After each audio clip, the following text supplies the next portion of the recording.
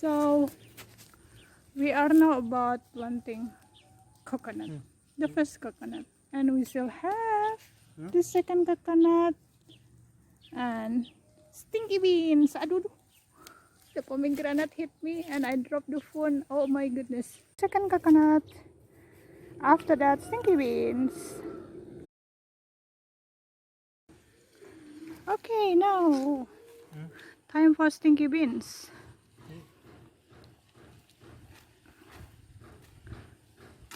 Oh yeah. Bismillah. Hopefully it will produce a lot. Every time, every year. Forever. Yeah. Okay. Do you want to plant some cempedak as well? Cempedak? Yes. Well, cempedak and papaya, these two, and these two.